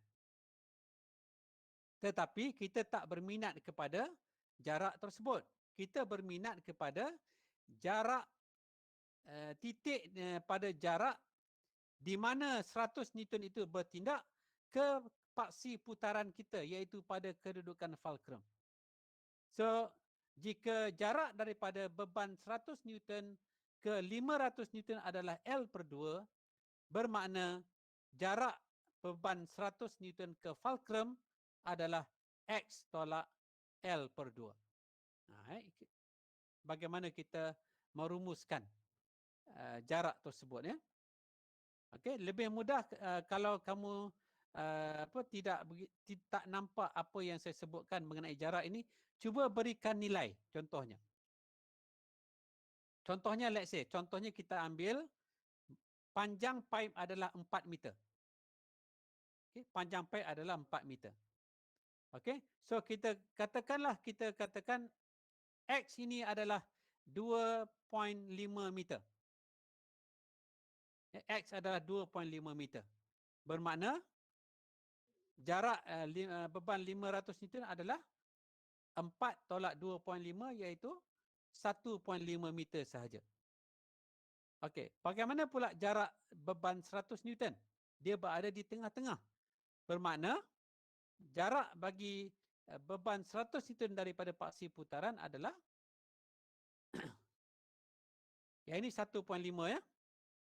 Kalau di titik tengah maknanya dia adalah 2 meter daripada hujung. Bermakna 2 meter tolak 1.5 meter. So jaraknya adalah 0.5 meter daripada paksi putaran. So kalau kita berikan number, mungkin kamu lebih mudah untuk faham. Bagaimana kita dapat jarak jarak bagi ketiga-tiga daya tersebut. Cuma sekarang dalam soalan ini kita tidak memberi sebarang nilai, kita menggunakan simbol untuk menyatakan jarak daya daripada paksi putaran tersebut, ya. Okey. Ada soalan? Sir, Ya. pernah tak soalan yang tidak bagi nilai? Macam Ada. Jarang soalan yang tak bagi nilai. Cuma soalan ini saja yang tak bagi nilai. Ya. So jangan bimbang, ya. Jangan bimbang. Terima kasih, Sir. Baik. Okey. Boleh faham, ya, macam mana kita berikan jarak R tu? Mesti diukur bermula dari kedudukan paksi putaran yang kita pilih pada objek tersebut. Okey. Okey, so masa dah cukup pukul 4. Kita ada satu lagi contoh yang belum kita bincang. Boleh saya teruskan? Boleh, sir. Saya dah ambil masa kamu sebenarnya. Alright. Tak apa, Sir. Okay. So saya continue, eh. Alright. So seterusnya kita nak mengira, kita nak menentukan di manakah kedudukan fulcrum itu perlu berada supaya kedua-dua beban 200 dan juga 500 Newton itu seimbang di sebelah kiri dan juga di sebelah kanan. Okey. So di situ untuk sistem itu berada dalam keseimbangan, ia perlu memenuhi dua syarat yang kita katakan awal tadi, iaitu net force must equal 0 dan juga net torque ataupun total torque must also equal 0. Okay, so kita apply syarat yang pertama, summation of fx equal summation net force equal to 0.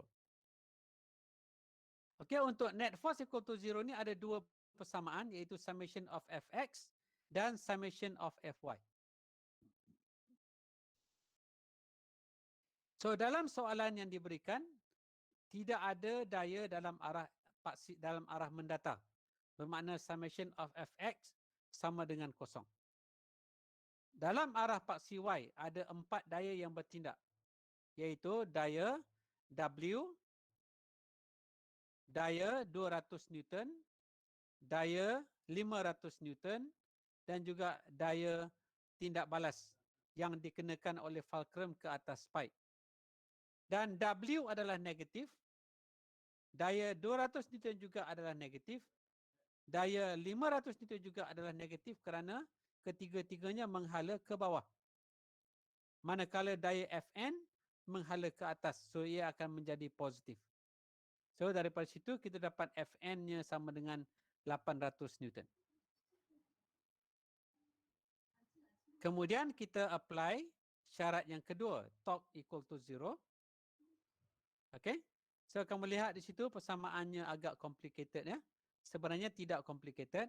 Sebenarnya ini adalah kita menggantikan persamaan RF sin theta untuk ketiga-tiga kesemua daya yang bertindak ke atas pipe tersebut. Okey, saya jelaskan satu persatu, persamaan yang ada dalam rumus torque ini. Sebutan yang pertama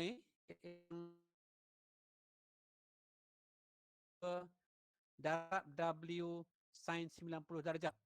X tolak L per 2 ini adalah nilai R bagi daya W, daya berat bagi pipe.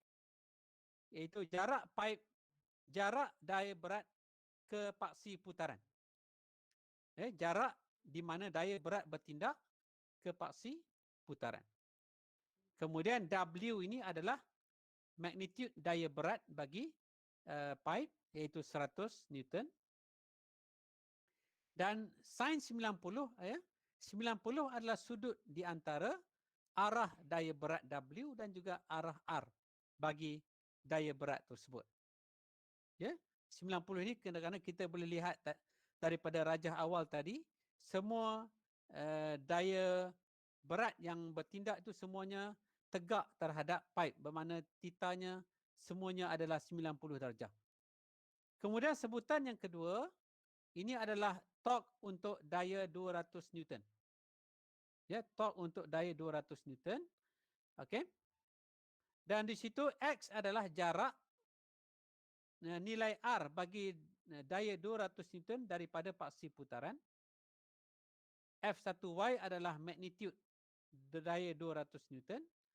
Dan sin theta sudut di antara arah R dan F bagi daya 200 Newton. Dan kamu lihat bagi kedua-dua sebutan ini, torque untuk daya berat dan juga torque untuk daya 200 Newton, kedua-duanya positif. Positif kerana kedua-duanya menghasilkan putaran dalam arah lawan jam. Ya, kedua-duanya sebab dia berada di sebelah kiri fulcrum. Bermakna dia akan menarik fulcrum turun ke sebelah, dia akan menarik pipe turun ke sebelah kiri. So ini akan menghasilkan putaran dalam arah lawan jam. Ya. Dan untuk sebutan yang ketiga,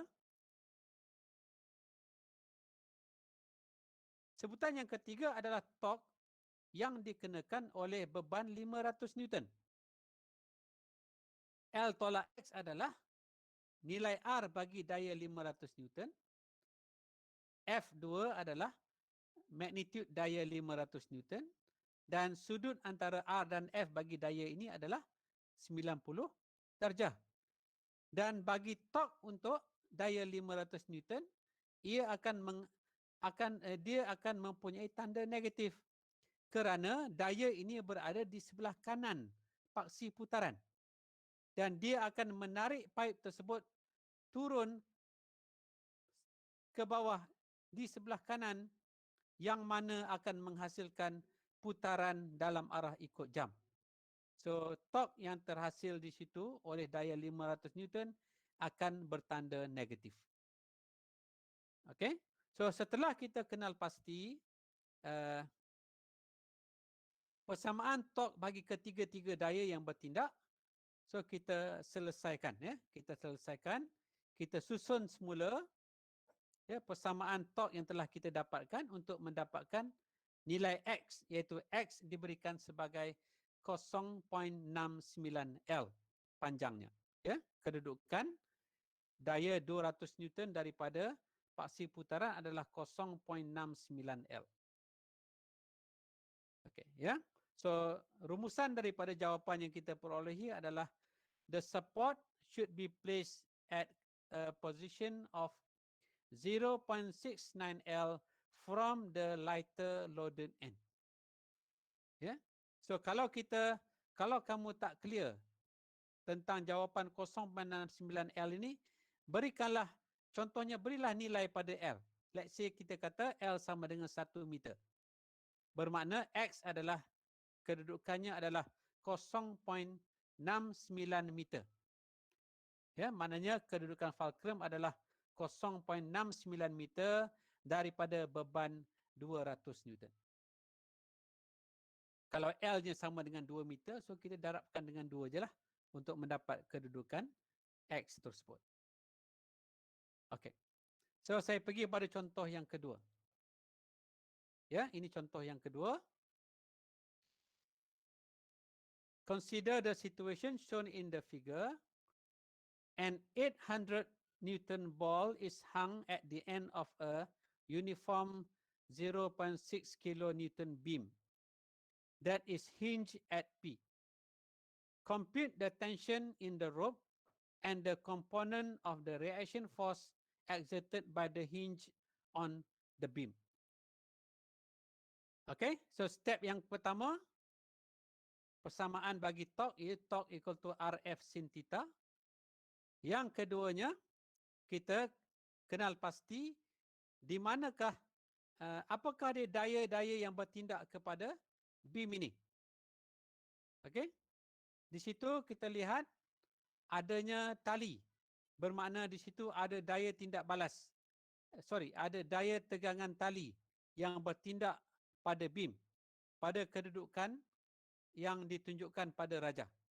Dan di situ kita juga lihat bahawa ada beban yang digantung pada hujung beam.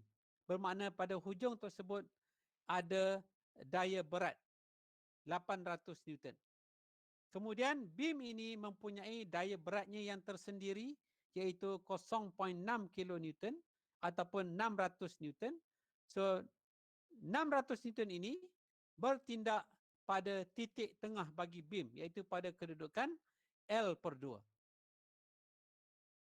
Okey, dan pada hujung beam, hujung sebelah kiri beam, ia disambung kepada angsel, hinge. Bermakna hinge ini akan menjadi kedudukan paksi putaran kita. Okey, dan apabila semua daya ini dikenakan, beam tersebut akan menekan angsel. Dan angsel akan mengenakan daya tindak balas ke atas beam tersebut. So altogether di situ ada 4 daya yang bertindak ke atas beam. Okey, yang pertamanya adalah tensional force oleh tali, yang keduanya daya berat oleh beban, yang ketiganya daya berat oleh beam itu sendiri, dan yang keempat adalah daya tindak balas yang dikenakan oleh angsel ke atas beam tersebut. Ya. So setelah kita mengenal pasti di mana apakah daya yang bertindak kepada beam, kita kirakan berapakah R-nya. Ya, kita kirakan berapa R-nya. Okey, so ini rajah yang ditunjukkan di situ adalah rajah daya yang bertindak kepada beam. Yang mana di situ L ni adalah daya berat pada beban pada hujung beam, W adalah daya berat bagi beam, T adalah daya tegangan tali pada yang bertindak pada beam, dan T tersebut ada komponen X dan komponen Y sebab dia bertindak pada sudut 40 darjah. Dan daya tindak balas juga akan ada komponen X dan juga komponen Y masing-masing. Kerana ini adalah kerana kita assume Rx dan Ry ada komponen kerana kita tidak pasti. Okay, kita tidak pasti sama ada wujud Rx sahaja atau Ry sahaja ataupun wujud kedua-duanya pada hujung beam tersebut. So kita akan assume ada kedua-dua arah, Rx dan juga Ry pada hujung di mana beam itu disambung kepada angsel. Ya? Okey. Sekarang, ya. Kenapa R tu normal force Ya, normal force. Kenapa ada Rx dan juga Ry? Kenapa ada RX Okey. Secara logiknya, apabila kita tengok ada tali, ya, ada tali yang dikenakan, yang diikat pada beam pada sudut 40 darjah seperti mana dalam rajah awal tadi. So ini bermakna beam tersebut akan ditindakkan oleh suatu komponen daya yang menghala ke atas. Secara logiknya, iaitu T. Sebab dia ada TX dengan TY. Ya. Dia ada TY. Dan kita tadi beam ini mesti equilibrium. Bila equilibrium bermakna kalau ada daya secara menegak ke atas bertindak kepada beam, mesti ada suatu daya lain yang bertindak menghala ke bawah yang mengimbangi tindakan daya TY. Okey? Kemudian kalau ada daya mendatar yang bertindak menghala sebelah kiri ke atas beam iaitu TX, mesti ada daya yang bertindak menghala ke kanan yang mengimbangi TX. Kenapa perlu ada sedemikian? Kerana kita nak mewujudkan keadaan static equilibrium kepada keseluruhan beam tersebut. Sebab itulah kita kena andaikan wujud Rx dan juga Ry. Okay? Kalau Kalau dalam keadaan sebenar, misalnya RY tak wujud, dalam pada hujung pengiraan kita nanti, kita akan perolehi RY-nya akan sama dengan kosong. Ya? So ini andaian awal ini kerana kita tidak pasti komponen R yang mana yang wujud yang sedang bertindak kepada beam tersebut. Ya? So ini kaedah yang kita perlu buat supaya kita tidak tersilap. Ya, kita tidak tersilap membuat jangkaan daya yang bertindak kepada struktur yang berkenaan. Ya, kita andaikan terlebih dahulu. Okey. So setelah kita kenal pasti apa daya-daya yang bertindak dan juga jarak R bagi daya masing-masing. So sekarang kita apply syarat untuk keseimbangan. Pertama sekali dalam kita gunakan syarat untuk jumlah tork bersamaan dengan kosong. Ya. Okey, so di situ ada 4 daya yang bertindak. Daya R, daya W, daya L dan juga daya T. Dan daya T ada 2 komponen, Tx dan juga Ty. So makna kata jika semua daya bertindak, bermakna kita akan ada sebutan sebanyak 1, 2, 3, 4, 5, 6 sebutan tork dalam persamaan kita.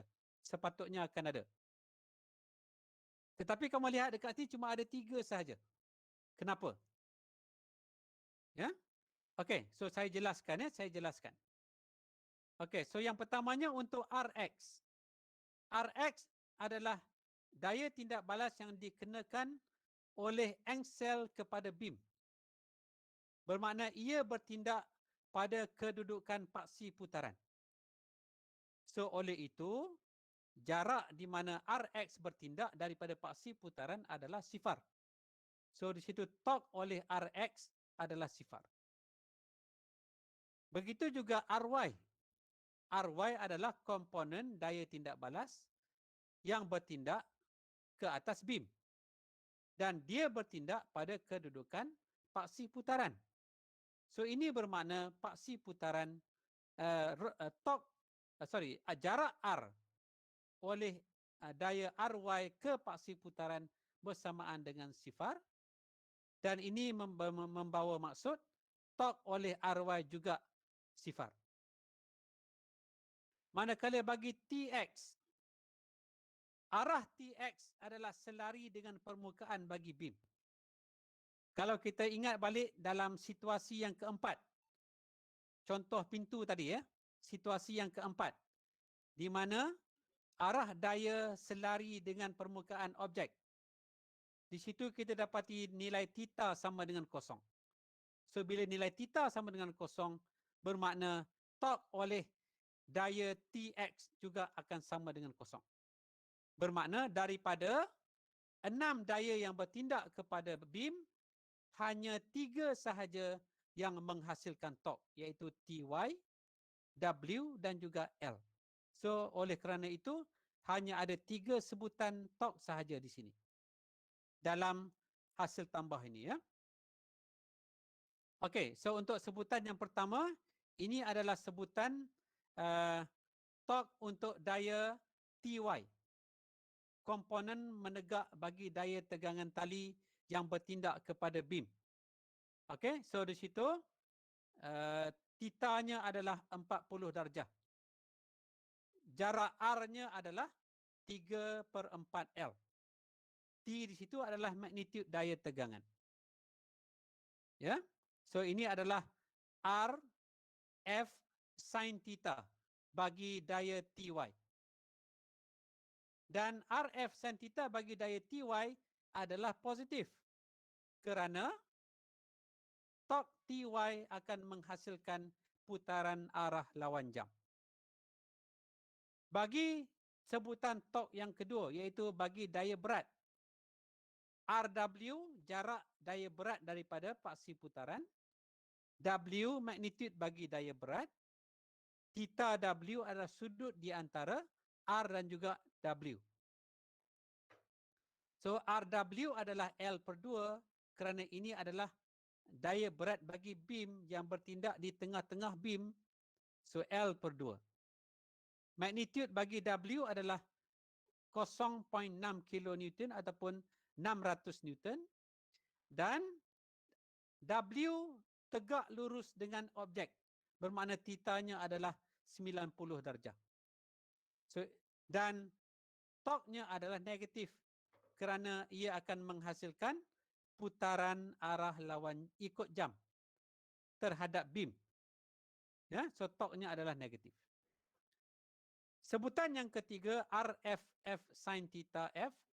RF adalah jarak beban L daripada paksi putaran iaitu L panjang beam. F adalah magnitude beban iaitu 800 Newton. Dan theta F adalah sudut antara R dan F iaitu kita dapati L adalah tegak dengan beam bermakna theta-nya adalah 90 darjah. Dan torque yang ketiga ini pun negatif kerana ia menghasilkan putaran ikut jam. Ya, so hasil tambah ketiga-tiga sebutan torque itu akan bersamaan dengan sifar kerana rotational equilibrium. Okey, so setelah kita menerbitkan persamaan bagi torque untuk ketiga-tiga daya tersebut, kita selesaikan dengan membuat penggantian di mana yang perlu dan kita boleh tentukan bahawa daya tegangan pada tali adalah 2282 Newton. Dan yang seterusnya untuk menentukan Rx dan juga Ry.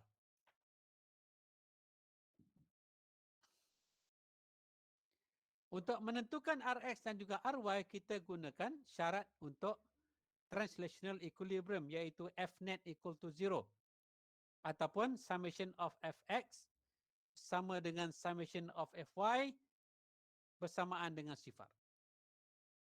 So di dalam arah X kita ada daya Tx, kita ada daya Rx. So Tx menghala ke kiri, so negatif. Rx menghala ke kanan, so dia adalah positif. So Tx adalah T cos 40. So di situ kita dapati Rx sama dengan T cos 40 iaitu 1748 Newton. Kemudian kita gunakan pula syarat untuk summation of Fy bersamaan dengan sifar.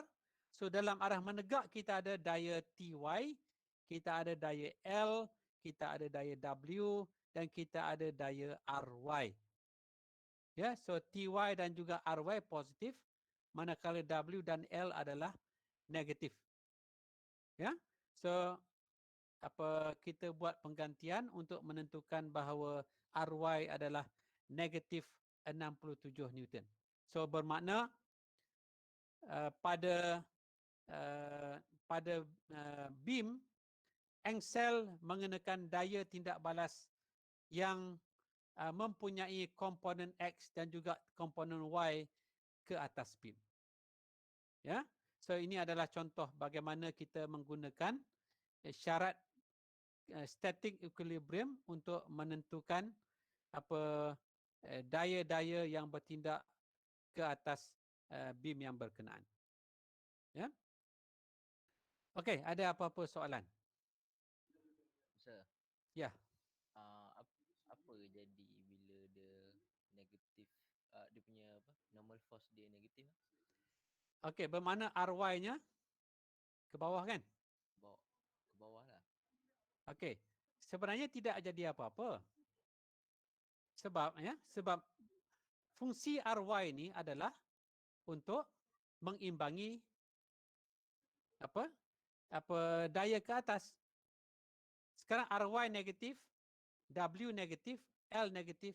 So Ry ini perlu negatif supaya daya ke bawah dapat mengimbangkan daya ke atas iaitu Ty. Oh, maksudnya Ry dia ke bawah lah kan? Ry dia ke bawah. Oh. Rx dia perlu ke kanan kerana dia perlu mengimbangkan daya Tx yang menghala ke kiri. So pada beam tidak ada apa-apalah yang berlaku. Dia akan berada tegak lah. Dia akan berada dalam keadaan static equilibrium lah. So dalam rajah tu dia ke atas tu itu semua itu macam assumption je lah kan sebab kita tak tahu nilai dia. Betul. Kita perlu assume dulu. Kemudian pengiraan akan bagi tahu kita adakah nilai ada nilai ataupun bersamaan dengan sifar. So based on pengiraan tu dapat negatif maksudnya arah dia ke bawah lah macam tu. Betul. Ya, betul. Faham Ustaz? Alright. Okey, yang lain. Diana mana?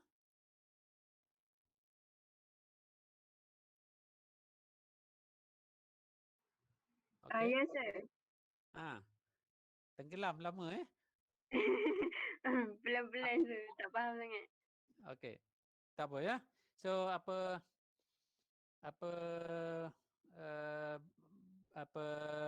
memang kena study semula ya. Dan saya akan beri balik file ni pada kamu kerana dekat dalam file ni dah ada tambahan slide daripada apa yang saya bagi pada minggu lepas. So saya akan bagi slide ni balik pada kamu yang baru. Okey, untuk kamu guna untuk kamu study bahagian yang kita dah kuliahkan pada hari ini. Okey. Okay, so any last question sebelum kita tamat? Okay, saya ambil masa kamu hampir setengah jam ya. Ya. Maksud dia kita kira yang apa tu yang tali tu dulu lah, force yang act kat tali tu dulu baru kita tolak yang hinge dulu kan dengan load kan. Kalau ikutkan. Ya, betul. Ya. So ada ketikanya kita akan apply syarat untuk translational equilibrium dulu. Ada ketikanya kita akan apply syarat untuk rotational dulu. Bergantung kepada maklumat apa yang ada dalam soalan. Ya, so bagaimana kita nak tahu? So itu daripada pengalaman kita menyelesaikan soalan kita boleh tahu. Ya, so kena banyak kali kena buatlah latihan itu ya. Okey, so saya rasa itu saja untuk petang ni. Okey, terima kasih kerana bersama saya 2 jam setengah ya, hampir 2 jam setengah pada petang ni. Okey, so saya harap semua dapat faham sebanyak mungkin apa yang kita bincang. Saya tahu ada banyak persoalan. Okey. So saya harap jangan kena study dengan segera ya. Kena ulang kaji dengan segera. Okey, dan sebarang persoalan sila postkan dalam grup WhatsApp kita lah. Tak perlulah letak WhatsApp personal ya. Supaya semua orang boleh share soalan kamu dan semua orang boleh dapat jawapan bagi soalan yang berkenaan. Okey, so saya berhenti di sini. Terima kasih. Assalamualaikum warahmatullahi wabarakatuh. Waalaikumsalam Ustaz. Salam. Sama-sama baik. Ya baik. Ya baik.